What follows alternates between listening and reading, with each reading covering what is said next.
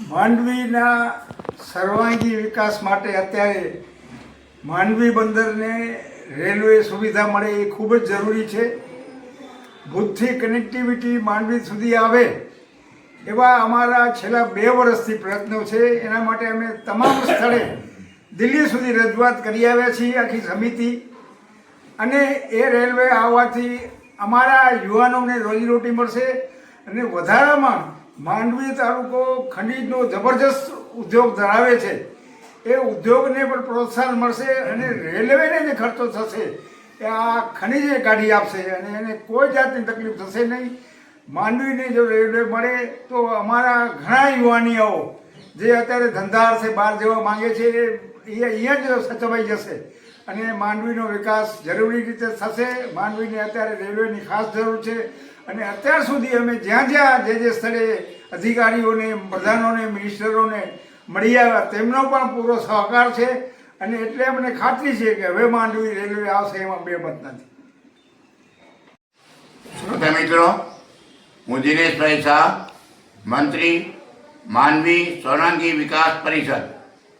માંડવીના વિકાસ માટે મેં એક સંસ્થાની રચના કરી, માંડવી ચેમ્બર ઓફ કોમર્સ પ્રેરિત માંડવી સર્વાંગી વિકાસ પરિષદ નામની સંસ્થા સ્થાપી.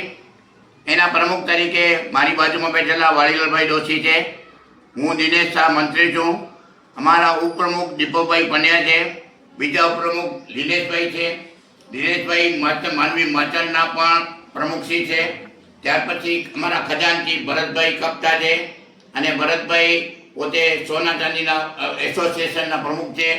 અને આ ચેમ્બર ઓફ કોમર્સના માનદ મંત્રી છે નરેન્દ્રભાઈ સુરુ અને આ સંસ્થાના કારોબારી સભ્ય છે. ખાસ કરીને અમારી સંસ્થાએ એવું વિચાર્યું કે ભુજથી માંડવી રેલવે માટે વર્ષો જૂનો પ્રશ્ન છે. ચેમ્બર ઓફ કોમર્સ અને માંડવી મર્ચન્ટ એસોસિએશન છેલ્લા 40 વર્ષથી ભુજથી માંડવી આવે એના માટે પ્રયત્ન કર્યા, પણ વધુ પ્રયત્ન આ સંસ્થા બની માંડવી સર્વાંગી વિકાસ પરિષદ એણે બીડું ઝડપ્યું કે આપણે મહેનત કરીને ભુજથી માંડવી ઝડપથી રેલવે આવે એના માટે આપણે શું કરવું જોઈએ. તો એના માટે અમે પહેલાં માંડવીના ધારાસભ્ય શ્રી અનિરુદ્ધભાઈ દવેની મુલાકાત લીધી. અનિરુદ્ધભાઈ દવે અમને ખૂબ સહકાર આપ્યો અને સંસદ સભ્ય માનનીય વિનોદભાઈ ચાવડા સાહેબ એને પણ મળ્યા અને વિનોદભાઈ ચાવડાએ ખૂબ સહકાર આપ્યો. ત્યાર પછી અમે ગુજરાતના માનનીય મુખ્યમંત્રી શ્રી ભૂપેન્દ્રભાઈ પટેલ સાહેબ એને પણ મળ્યા, એમના તરફથી પણ અમને સહકાર મળ્યો.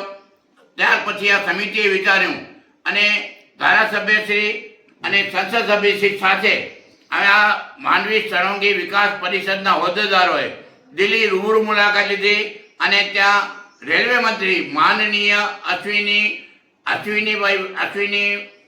સાહેબ એને મળ્યા અને એમના પછી બધી રજૂઆત કરી, એમના ડેટા માંગ્યા. ત્યારે વિનોદભાઈ ચાવડા સાહેબે રજૂઆત કરી અને દીપકભાઈ પંડ્યાએ બધી વિગતવાર માહિતી રેલવે મંત્રીશ્રીને આપી અને રેલવે મંત્રીશ્રીને ખૂબ સંતોષ થયો અને રેલવે મંત્રીએ વચન આપ્યું કે ભુજથી માંડવી રેલવે તમને મળી જશે.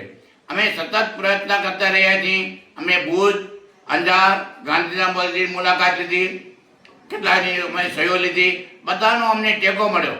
સાહેબ, આ સત્ય હકીકત છે કે રેલવે મંત્રાલય માંડવીમાં રેલવે આવવાથી રેલવે મંત્રાલયને જે ખર્ચ થવા માંગે છે એના કરતાં રેલવે મંત્રાલયને જે ખર્ચ થશે એના કરતાં માંડવીને રેલવે મળશે ત્યારે રેલવે મંત્રાલયને વધુ આવક થશે. અમારા દીપકભાઈ પંડ્યાએ બધા ડેટા પણ પૂરા પડ્યા અને ડેટા આપ્યા પછી સરકારશ્રીને એવું લાગ્યું કે આ સમિતિની વાત સાચી છે કે રેલવે મંત્રાલયમાં આ માંડવીને રેલવે મળશે, એમાં રેલવે મંત્રાલયને ખોટ આવવાની નથી, એને ફાયદો જ થવાનો છે. કેટલાયને રોજગારી પણ મળશે. સાહેબ, એક તો ફાયદો થવાનો છે.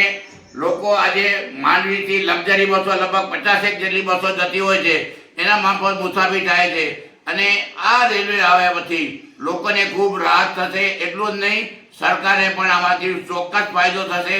અને અત્યારે રેલવે મંત્રાલયને મળ્યા પછી અમારી સંસ્થા સતત સક્રિય છે. આજે પણ અમે મિટિંગના સ્વરૂપમાં મળ્યા અને વિચાર્યું કે આપણે રેલવે મંત્રીશ્રીને મળી ગયા અને એમના તરફથી સંસદ સભ્ય તરફથી ધારાસભ્યશ્રી તરફથી પૂરો સહકાર મળી રહ્યો છે. તો હવે એટલા પ્રયત્ન કરીએ કે ઝડપથી રેલવે માંડવીમાં આવે. આ સમિતિને સાહેબ એવી પણ માહિતી મળી છે કે આ સમિતિને જાણવા મુજબ ભુજથી સુખપર માંડવીની રેલવે લાઇનનું જે કામકાજ છે, આખરી રેલવે સ્ટેશન એ ક્યાં સર્વેની કામગીરી ચાલુ છે અને આખરી રેલવે સ્ટેશન ક્યાં બનાવવું એ સર્વે ચાલી રહ્યો છે. સર્વેનું કામ પૂરું થશે ત્યાર પછી માંડવીનું રેલવે સ્ટેશન ક્યાં બનાવવું એ નક્કી થશે. એટલે હવે એ નક્કી છે. અમદાવાદમાં પણ અમે મળ્યા, અમદાવાદમાં CAO ADI એને પણ મળ્યા. ટૂંકમાં રેલવે માટે જે કંઈ જરૂરિયાત હતી સરકારશ્રીએ ડેટા માંગ્યા હતા, એ ડેટા પણ આ સમિતિએ પૂરા પાડ્યા. અને ભુજની વાત કરીએ તો ભુજમાં federation of Kutch industry association ભોકિયા એના પ્રતિનિધિઓ પણ દિલ્હી અમારી સાથે ચાલ્યા હતા.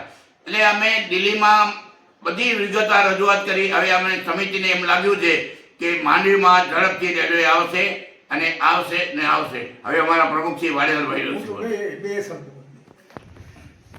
ગાંધીધામનું કહેજો, ગાંધીધામ